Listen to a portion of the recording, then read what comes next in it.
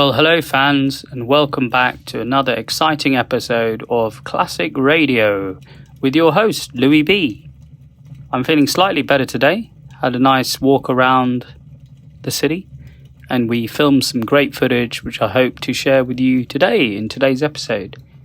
Often leading men are very focused on and reported on extensively, but their sidekicks are usually just as good, if not create the power of the leading man. And in Dragnet, our show that we're currently focusing on, the leading man was played by Jack Webb, who played Sergeant Joe Friday, and his sidekick Ben Romero was the character, and the actor was Barton Yarborough. He was an American actor whose life was relatively short, but marked by his notable contribution to entertainment, mainly radio. Born in 1900 in Texas, Yarborough's career was mainly around radio, theatre and the early part of television. He's best remembered for his portrayal of Sergeant Ben Romero in the original radio series Dragnet. And his journey began on this radio show, where he lent his voice to this as well as other roles and made him a respected career figure in the industry. However, it was his role as Romero in Dragnet that really earned him his true recognition. And his chemistry with Jack Webb's character, Joe Friday, contributed a lot to the show's success as well as his career. Tragically, Barton's life was cut short when he passed away on 1951 at the age of 51, and his untimely death was a real loss to the entertainment world. But his legacy lives on through his work in Dragnet and other shows, and his contribution to radio and the early days of television remain a true testament to his talent and appeal and impact on American culture. So show your love to Barton and Joe Friday's character played by Jack Webb in today's episode Dragnet called The Quick Trigger Gunmen. This episode was episode 4, I believe, of Dragnet. However, it is Classic Radio's third show.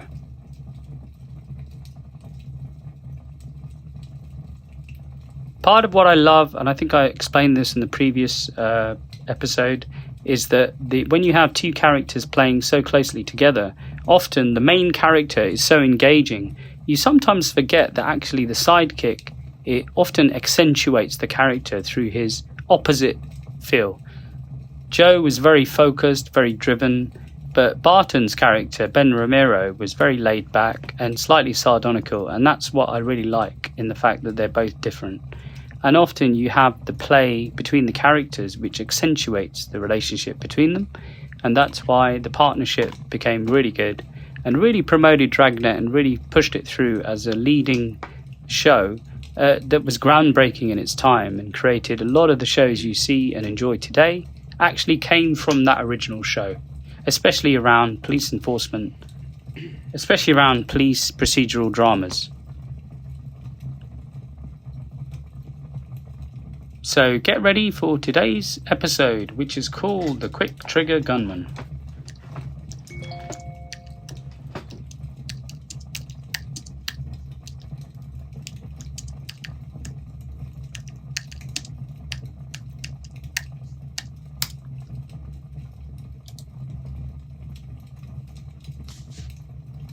As I said, the episode was based on the Homicide Division. It was episode 4 in the Dragnet show, which began on NBC in 1949 and finished in 1957. A series of 314 original episodes aired, with a few episodes being rerun during Christmas time usually. The Point 22 Rifle for Christmas and Big Little Jesus, which they usually reran through Christmas time. This episode starred Barton Yarborough as Ben Romero, the Chief of Detectives Ed Backstrand, who was played by the legendary Raymond Burr, and of course our favourite Jack Webb, who played Sergeant Joe Friday. This episode, Quick Trigger Gunmen, was aired on June the 24th, 1949. The synopsis is as follows. A fellow cop, is on a stakeout and he's killed by 3 quick trigger gunmen in a bar. Friday's boss wants the killers caught, and soon Friday, Romero, and other members of the team have to trap the killers as best they can. They're on a race against time to get this done. So look out and look forward and check out the footage as well. Hope you enjoy this episode of the Quick Trigger Gunmen. Thank you again for supporting the channel. This is Classic Radio's episode 3. And without further ado, let's get into the Quick Trigger Gunmen episode. The case of the Quick Trigger Gunmen. Now, if you haven't already liked and subscribed our channel, please do. And please hit that bell so you're notified of anything that comes along your way from us. We may be putting a few episodes out a day. We're doing our best to catch up as soon as we can as we revamp the channel. So please do support us. Please like and comment below so we can get some engagement with the community. And please support us as we continue to bring you old classics for everyone to enjoy, new and old. And without further delay, let's get back to the episode. Quick Trigger Gunmen, Dragnet, episode 4 from 1949. Take it away.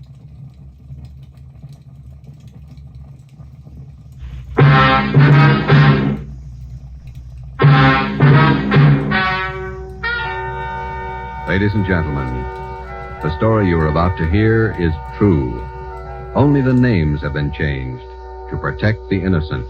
NBC brings you Dragnet.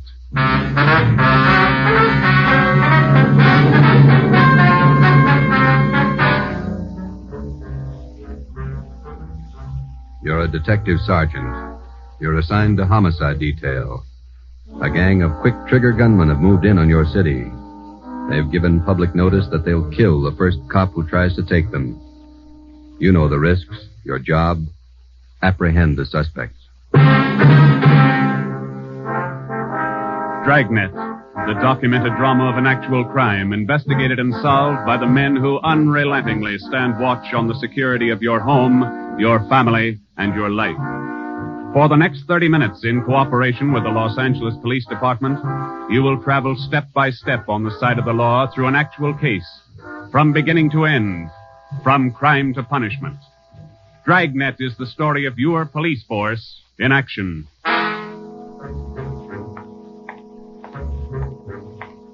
It was Wednesday, April 17th. It was warm in Los Angeles. We were working the night watch out of homicide detail. The boss is Ed Backstrand, chief of detectives. My partner's Ben Romero. My name's Friday. I was on the way back from the record bureau. It was 4 minutes to 6 when I got to room 42. Homicide. Hey, Ben, I pulled a package on the Raymond killing. And that proves you can still read, Friday. He's at it, Joe. Your pal, Fred Lindsay. Hiya, Fred. What's doing? Busier than you are. We know what we're looking for. Just having a little trouble finding them. That's the way it is with automobiles. They misplace so easy. Not normally, they don't. We got a small-size epidemic on our hands. Well, don't let us keep you, Fred. Just ducked in here for a breath of calm air and to invite you to dinner for the last time. The wife and I are still waiting for the first time. How about it, Joe? Ruth's got a new pressure cooker. Your sister-in-law visiting you again, huh? No, on the level. Not selling a thing. Come on. Who is it this time? My cousin. But she's awfully pretty, Joe. Oh, why do you guys insist on trying to marry me off? Me and Fred went down fighting, but it kind of grows on you after a while. Now tell me, what is it about a married man? Just can't stand to see one single man left in the world. How about it, Joe? Tomorrow night at 7, okay? Okay, tell Ruth I'll be there. It figures that he's got to run out of kinfolks pretty soon. Fine, we'll be expecting you. Got a stakeout tonight, but tomorrow I'll be clear. Anything big? Nothing definite, Ben. Just to follow up on those stolen cars. See you, men. So long, Lindsay. Joe, you'll like my cousin. Oh, never say die. What a character. You just catnip to women, Joe. Yeah. Well, here's that Raymond package. Let's check those dates that Backstrand wanted, huh? Wednesday, April 17th was just routine. A dinner date I tried to get out of, some paperwork that the chief wanted done, and a hot, sticky day. Too hot to wear a suit of clothes. Sometimes it's like that. A day starts out being routine, and by the time it comes of age, it's got a personality all its own. At 10:23 that night, Ben and I were just finishing up the paperwork, and Ed Backstrand opened his office door. Friday, Romero, just got a hotshot call. What you got, Skipper? Hold up and shooting at Hooper and Esperanza, code 3. Code 3. That means red light and siren. It was 10:32 when Ben and I pulled up at the corner of Hooper and Esperanza. It was a bar in the basement of a building on the south side of the street. A radio car was there, and the two officers were holding the crowd back. A man was talking to one of the officers who turned and pointed to us. As Ben and I got out of our car, the man hurried over to us. You're the detectives? That's right, Sergeant Friday. My name's Cummings, R.L. Cummings. I own the bar. This is terrible. There was a gunfight downstairs. Uh-huh, come on. Where's the ambulance? One of the officers in the radio car said we needed the coroner. Did you see the actual shooting? No, I didn't. Here's the fellow that was shot. Oh, there's Jones from the crime lab. Hello, Friday. Romero. Hi, Lee. What do we got here? Pretty bad. Looks like a shotgun. Close range.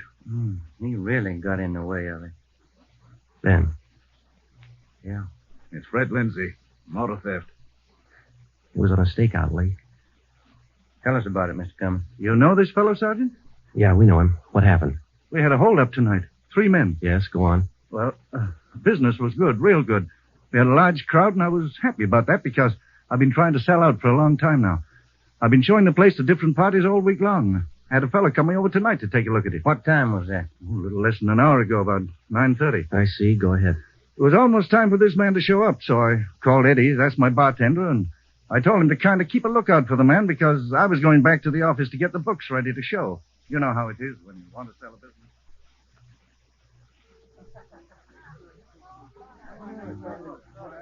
You'll watch for him, Eddie? You bet I will. If you want me, I'll be back in the office.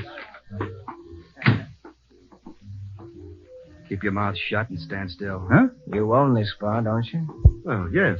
What is this? You're the boy we want to see. Which one are you? All three of us. What's going on? What's it look like, genius? Just a stick-up. I haven't any money. You go to the bank on Thursdays, don't you? Well, I made my deposit today instead. I've been watching you for a month now. Don't give us that. You go to the bank on Thursdays. Now, come on, hand it over. I'm telling you the truth. I usually go on Thursdays, but I went today instead. You're lying, Ace, and we ain't got much time. Look, you can have all the money I've got on me. I think it's about $200. But that's all I have. Here. Why you argue with him? Take what he's got and we'll shake the customers down. No, please don't do that. You got my money. Isn't that enough? No, it ain't. Come on, let's go out. That's about all I remember, Sergeant. When I come around, I was lying on the floor of my office. You better have somebody take a look at that cut on your face. Yeah, I'm going to right away. There's my bartender. He saw the fight. What's his name, Eddie? Yeah. Eddie. Yes, sir? These men are detectives, Eddie. Will you tell them what you saw? No, it was pretty rough. And tell us what happened when they started to shoot. That fellow the coroner just took out of here sure was long on nerve. Took on all 3 of them single-handed. Uh-huh. Tell us what you saw. You ought to get that fellow's name. Sure had a lot of nerve. Took over just like he was a cop. He was a cop. Now, what did you see? I pegged him for a cop. Well, he was sitting up at the bar. Been nursing a bottle of beer for about an hour. I was keeping an eye on the front door, watching for this fellow the boss wanted to see. So I didn't see the 3 hold-up men come through from the back. But I heard them. All right, let's knock it off. You can all see this shotgun. Anybody make a move and I'll blow your head off. Demas, cover the front door. Got it. Sickle, shake him down. Okay, gents. You guys in the band, keep that music going. The rest of you people turn around and face the bar. Put your hands on top of the bar and leave them there till we tell you to move. Come on, hurry up. Knock it off. Okay, Sickle. We'll take your money, your watches, anything else you got. Now, don't try to be cute and hold out.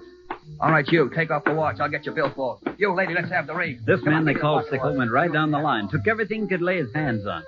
This cop, your friend, was facing me at the far end of the bar. He was standing there just like the others. He kind of leaned toward me a little. Can you see the guy with the shotgun? Yeah. Where is he? Center of the room. The other guy still at the door? Yeah. Got his gun out? Holding it in his right hand. How far down the line is the other guy? About 10 people away. Hey, you two down at the end there. Knock it off. Hurry up, Sickle. Doing the best I can. Come on, let's have the purse, lady. You, next to the lady here, get the watch off. I'll take this wallet over. How far away now? Getting closer. But we better shut up like he says. I'm going to take the one with the shotgun first. He'll blow you to pieces. I got a gun. How far away is that guy now? I thought Jans told you two to shut up. All right, Sickle, try to move and I'll break your back. Let me go. Go ahead and shoot, Jans. Take away from him, Sickle. All you people at the bar, down on the floor. Okay, you with that shotgun, grab it. Demas, can you get a shot at him? Not without hitting Sickle. Come on, you, I'm waiting. You got us all wrong, boy. We like Sickle, but not that much. The cop was holding Sickle as a shield. When the big guy let go of the shotgun, both the cop and Sickle ducked. The cop didn't get hit. This man's sickle fell over on his face, grabbed at his arm. The man with the shotgun went down on one knee, holding his stomach. The man at the door took a shot at the cop, but he missed. Then the cop fired 3 shots at the man by the door. Looked like the first 2 missed, but the last one caught the man in the leg and he went down. Well, by this time, the big guy with the shotgun had recovered enough to hold his weapon again. I tried to warn the cop. Look out! The guy with the shotgun! I see him! The cop pointed his gun and pulled the trigger, but he was out of shells. Boy, Sergeant, my stomach knotted up when I heard that hammer fall against those empty chambers. The cop threw his gun at the guy with the shotgun and then ran right at him. You know, it was just as if that cop was trying to run right down the barrel of that shotgun. I glanced at the cop on the floor, then I tried to follow the 3 of them as they made their way out of the bar. They jumped into a car out front and drove off. As a kid, I used to watch Bill Hart take on a whole gang in the movies, but this way, right in front of my eyes, Sergeant, he was an awful brave guy.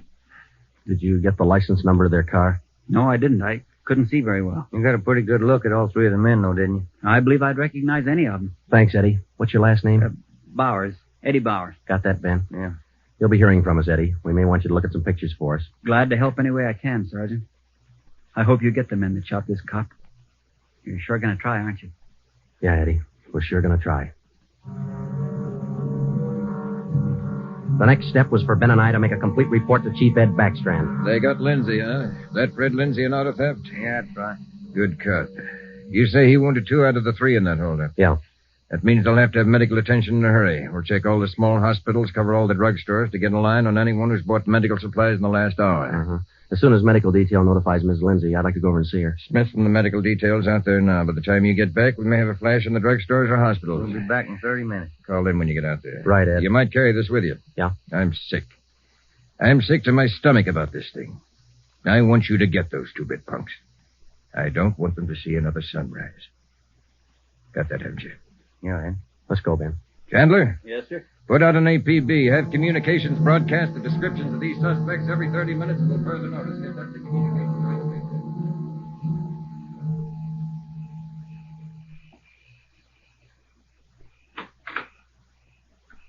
Hello, Joe. Come in. Thanks, Ruth. Sit down. Ruth, you know how we all feel. It's all right, Joe. You're married to a cop, I guess you're meant to expect things like this. He'll like that. Fred and I used to discuss the possibility of this. Used to worry about him. Used to worry a lot, Joe. All those nights when he was away and the days, I used to worry. Now I know he's safe. Anything you want or you need? Thanks, no, Joe. Anything at all that I can do? Yes, Joe. I think there's something you can do. You and Ben are assigned to this case, aren't you? That's right. Then be careful. Thinking that you and Ben will have to face those killers. Ben's wife. Be careful, Joe. Yeah, Ruth, we will. Oh, sure. I want to see you get the men that did this to Fred. More than anything, I want that. No more heartaches. Yeah. Thanks for coming by, Joe.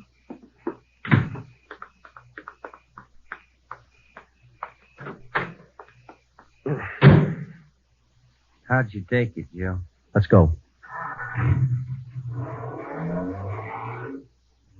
Joe, how'd you take it? You're married, Ben. You figure it. It was 11:30 when we got back to Central Division. As we walked into the squad room, Backstrand was waiting for us. Righty, we just got our first lead. We've located a druggist who said he sold some medical supplies to a man about 45 minutes ago. There's the address. Pretty close to the scene of the shooting. Hop out and see him right away. The Rex Pharmacy was exactly 14 blocks from the Red Feather Bar where the shooting took place. Rex Pharmacy was like your corner drugstore, complete with apothecary jars and shower curtains. The druggist was the same little man who's been prescribing sulfur and molasses since you were a kid in school. Just about ready to close. What can I do for you, gentlemen? We're from the police department. I've been halfway expecting you fellows. We got a report that you sold some medical supplies to a man about an hour ago. Yes, sir, that's right. It's like I was telling those other officers that were here a while ago.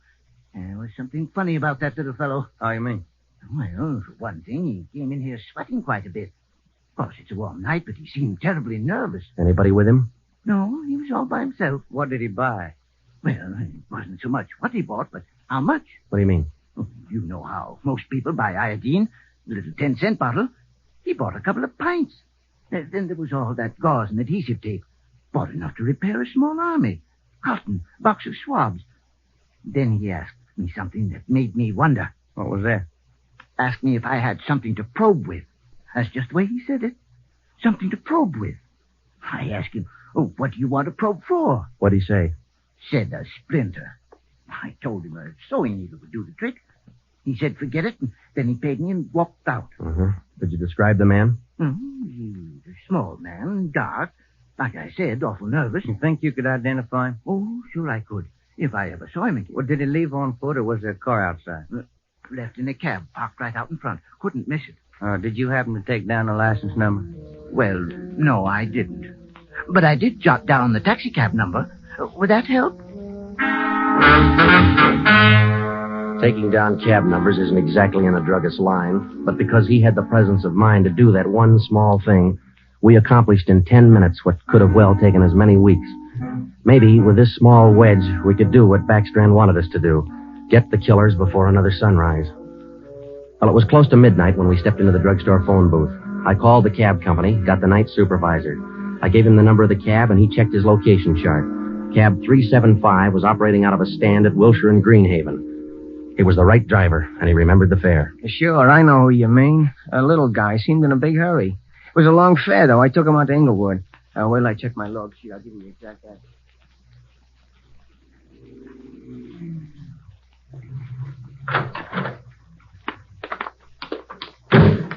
Here it is, Joe. 1523 Imperials. The rooming house. Yeah, come on. We'll check with the landlady. Kind of late, Joe. Yeah, let's stand away from the door, huh? Might not be the landlady who answers. Yes, what do you want? Police department. Oh, well, just a minute. Let me see your badge. There you are, ma'am. I'm Sergeant Friday. This is Romero. Homicide. All right. Now, what do you want? I run a good, clean rooming house It's here. not the house, lady. It's one of your tenants. Which one? That's what we want you to help us on. Look, do you men know what time it is? Come back here in the morning. Sorry, this can't wait till morning. Well, I'm not going to invite you in. We'll talk right here on the porch and keep your voices down. My tenants work during the day. Whatever you say, ma'am. Now, what is it you want to know? We're looking for a small, dark man. Well, I got 3 here. Could fit that description. No, he came in late tonight, about 45 minutes ago. I wouldn't know about that. I don't spy on my people. This is very important. You'll have to keep your voices down. Sorry. He's dark and he's small. Why didn't you say he was dark? You must mean Mr. Tyndall. What's he done? What's his room number? He's in room 10, but I can't allow you to tramp up and down the stairs at this hour. You'll wake all my roomers. We'll be as quiet as he wants us to be. What do you mean by that? Is there going to be trouble? I don't know, lady. Where do we find number 10? The end of the hall, last room on the right, and keep your voices down. If you'll just wait in your room, lady, we'll call you for wanting. Okay, here we are. Now keep the door clear, Ben. We might have trouble. Think they all in there? We'll know in a minute.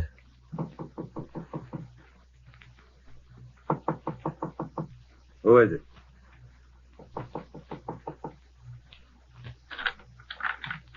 What do you want? Police department. I'll try this closet, Joe. What do you want with me? What are you looking for? Close, it's empty. What'd you say your name was? Tyndall, Bob Tyndall. New name, but same face, huh, Joe? Yeah, how long you been out of jail, Tenny? My name ain't Tenney, it's Tyndall. Your name's not Tyndall, it's Sam Tenney. We sent you up on a robbery charge 4 years ago. Now, isn't that right, Tenny? No, it's not right. You got the wrong man. I never been in jail. Yes, you have, because we sent you there. Now, come on. Who'd you buy the medical supplies for? I don't know what you're talking about. Look, Tenny, it's a hot night and it's late, so let's cut out the smart talk, huh? Who'd you buy those medical supplies for? Tenny, look, you're a 2-time loser right now. Who you shielding? You got nothing on me? I ain't done a thing. We can prove that you bought those supplies tonight, and it can go kind of hard on you. So let's open up. I've been out of this room all night long. We got a druggist and a cab driver who will make a liar out of you. I still don't know a thing. That cab driver hauled you home here 45 minutes ago. Where were you? I was out on a date. Is that who you bought the medicine for? Ben, call the druggist and get that cab driver. We'll take Tenny downtown. All right. All I did was buy the bandages and stuff. I got nothing else to do with this. Who'd you buy the stuff for? Now, you know everything else. You figure it. Oh, now look, punk. We know there were 3 of them. One of them killed a cop. We're going to get to him, and Tenny, you're not going to stand in our way. You killed somebody. They didn't tell me that. Who didn't tell you? I don't want any part of murder. I'm going to tell you who it was, but I'm clean. I got nothing to do with it. I was trying to help him out of a jam. Who were you trying to help? It was Roy Bemis, Charlie Sickle, and Red Jans. They didn't tell me nothing about murder. Well, why'd you help? They offered me a pretty good piece of change to run an errand for them. You know I got paid for. That's all I had to do with it. Where did you deliver those medical supplies? I have to tell you that. I'm afraid of Jans. He's awful free with that shotgun. We'll give you protection. Now, where are they? Can I go to jail till you get them? You'll get protection. Give us the address. It's an apartment house. Just around the corner from here. The Blue Eagle.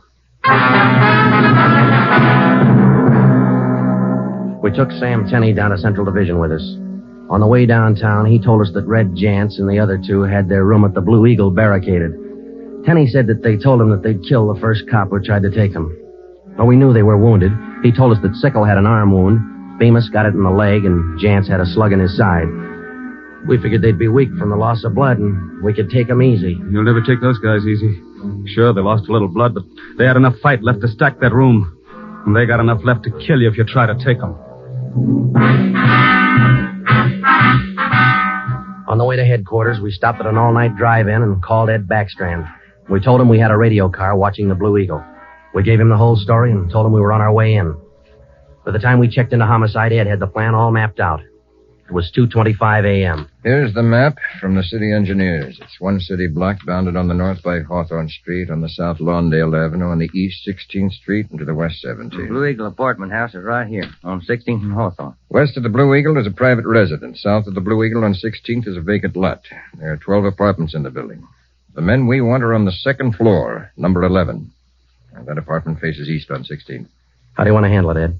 Now, Baker and Moorheim will evacuate the private residence. Friday, and Romero clean out the apartment building. Right, Skip. All traffic is being diverted. The entire block is completely isolated. We'll throw up a cordon. As soon as we clear the residence, nobody goes in, nobody goes out. Will you brief us again when we get there, Ed? I'll give you all the briefing you need right now. Get this. These guys have already killed a cop. I don't want to lose any more. You know they're heavily armed and they're desperate. Have the men draw shotguns, tear gas, and Tommy guns. I'll take care of that, Skipper. All right. Now, we're not going in after these punks like tin horn heroes. We're going after them, and we're coming out alive. All of us. What time is it, Friday? 2:37. Not much time till sunup, is it? It was a code 2. That means red light and move fast. Backstrand figured we needed 6 squad cars, 4 men to a car, the police public address truck, ambulance, and floodlights. Ben checked out the weapons to the men, and by 2:46, we pulled out of the Central Division garage. We slid into the area at 3:20 a.m. The 6 squad cars and the public address truck took up their positions. The floodlights were rigged and ready to turn on at Backstrand's command. The machinery was set to roll as soon as we got the neighborhood cleared. Ben and I evacuated the Blue Eagle apartment house. How many does that make, Joe? Well, we've cleared 9. 2 to go. Here's apartment 10. The killers are right next door. Joe, I'd like to kick that door in right now. Take your time, Ben. We'll get to him. Quiet now.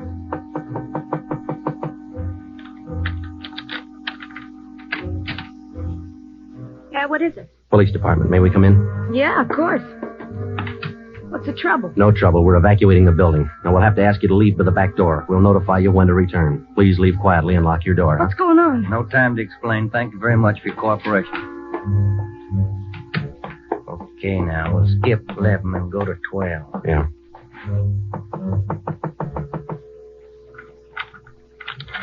Yeah? Who are you? Police department. Can we come in? Sorry to disturb you at this hour. We're evacuating the building. Please hurry and leave quietly by the back door. You'll be notified when to return. Lock your door when you leave, thank you. It was 4:10 a.m. Everything was set now. The neighborhood was completely cleared. The entire block was empty except for apartment 11 on the second floor of the Blue Eagle.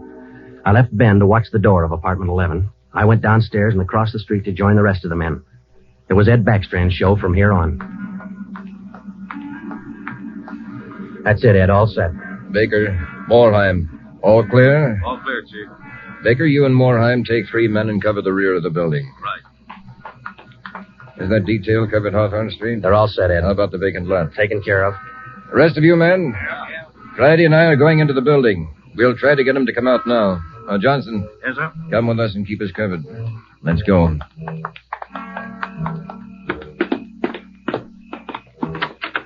apartment 11's up at the head of the stairs, Ed. Right. Any action, Romero? Not a thing, Skipper. Keep down, all of you. I'll try to get them out. Gents, Demas, Sickle, you're all alone. The building's clear. Come on out with your hands behind your head. Come on out, gents, or we'll come in and get you. You hear me? I hear you, Ed. Come on, let's get out to the street. Johnson, cover that door and be careful. Keep down. Right, Chief. Friday, Romero, come with me.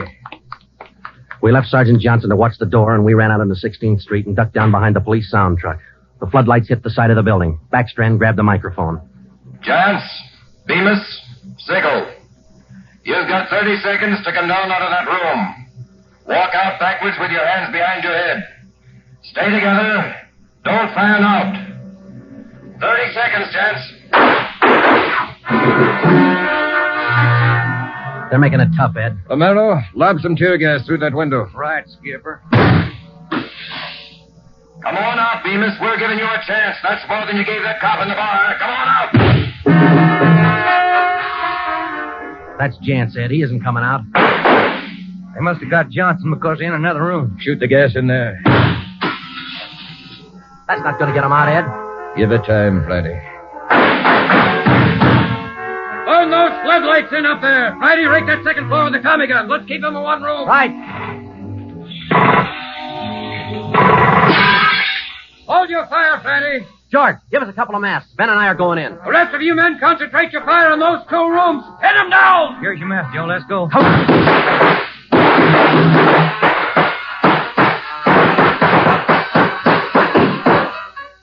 Put that mask on, Ben, and keep down. Yeah, wait a minute. Somebody coming down the inside stairs. Duck, Ben. He's got a gun. I got one, copper. Get out of my way. Stop it, you. You haven't got a chance. I'm coming through, copper. I think I stopped him, Joe. Can you see Johnson? No, it's too much gas in there. All right, you two up there. We got one of you. The other 2, come on out. Joe, think we got him? I don't know. Can you see Johnson? No, Joe. It's still too thick in there. I'm going in, Ben. Cover me. Come on. We know there are 2 of you up there.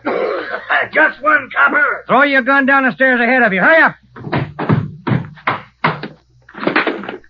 Shotgun, Joe. Jance. I see him. I'll take him at the foot of the stairs. All right, I got my hands up. I found Johnson, Ben. All right, Jance, outside. Come on. Move. Put the handcuffs on him, Ben. I'll cover you.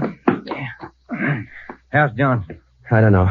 Ed, get the ambulance crew over here. Jance, who's this other guy we got? Bemis. How about Sickle? I said just one, didn't I, copper? Never mind the smart talk, Jance. Now just answer the question, huh? Sickle wanted out of it a long time ago, so I let him out. He's upstairs. I let him out the back way. Mean you shot him? He wanted out, didn't he? All right. We'll take him in. Johnson's in the ambulance. I'll see you in the office. Yeah. Right, Skipper.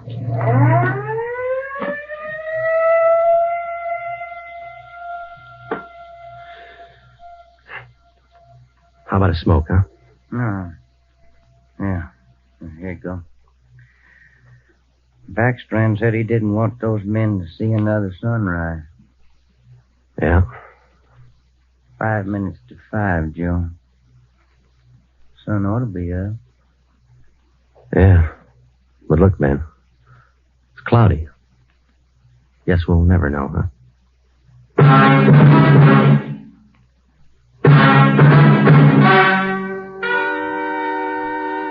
The story you have just heard was true. Only the names were changed to protect the innocent.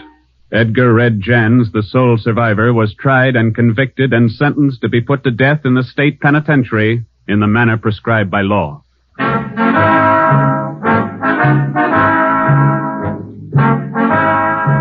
You have just heard the 4th in a new series of authentic cases from official files. Technical advice for Dragnet comes from the office of C.B. Horrell, Chief of Police, Los Angeles Police Department.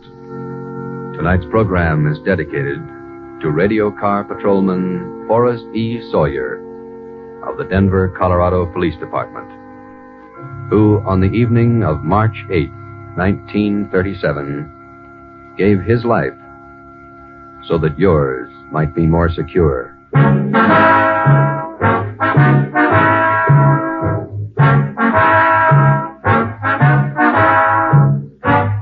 Dragnet came to you from Los Angeles.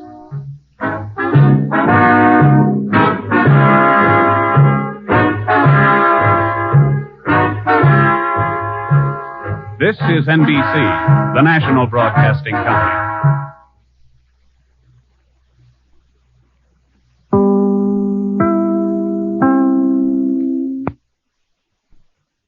So, this is Louis checking in once more. I just wanted to say that's one of my favorite episodes. It's kind of quite engaging, kind of fast-paced.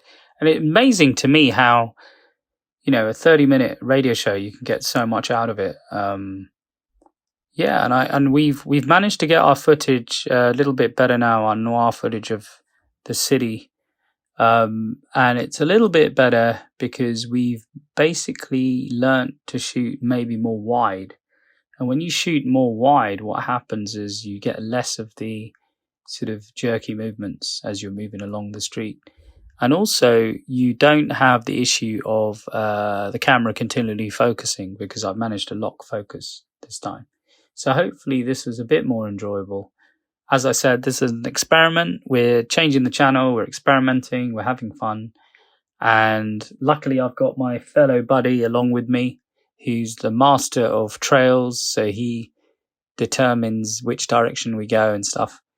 And he's got an interesting background too.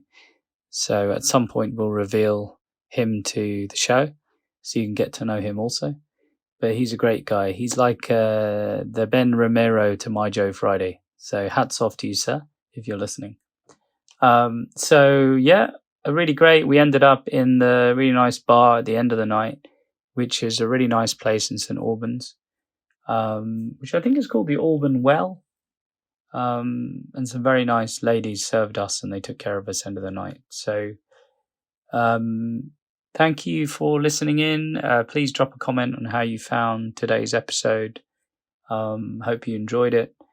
We did our best to make this interesting for you. And as always, please like and subscribe and hit the bell and drop a comment so we can show the YouTube algorithm that people out there do care about our content and they want to see more of our content. That's the best way you can show YouTube actually that you care about this channel is by commenting, subscribing, liking, and really, doing some effort on your side to keep our community growing. We can only grow if we have a community, and we only have a community if people out there show us that they care by watching our videos until the end, and liking and interacting with us in some way online. So I appreciate we can't all hang out with you all in real life. Hopefully in the future we can do some events around the world and we can do that. But ultimately, for now, the only way you can really interact with us is online. So please do show your love and let's all keep this channel going that we started many moons ago. I really liked today's episode, and I think it's a really great start to the show where they were basically doing something very innovative. Jack Webb starting this out by himself is like really, really innovation. It's really innovation at work and set the scene, after the war, Second World War in 1949, for someone to set this up is just incredible. It's kind of mind blowing because people like him were true kind of, true innovators because they didn't really have anything else before them to go by in this really interesting procedural kind of drama that set the scene really for all of the others to follow. Everyone goes on about Law and Orders on TV is one of my favorite shows of all time, one of the longest running ones. But actually, I think they took a lot from Dragnet. And as you can see, the way Jack Webb interacts off Ben Romero and the other actors, he's just, pretty great bunch of actors, and we should really honor them by showing their work and supporting them even after they've gone. This is episode 3 of Classic Radio Show.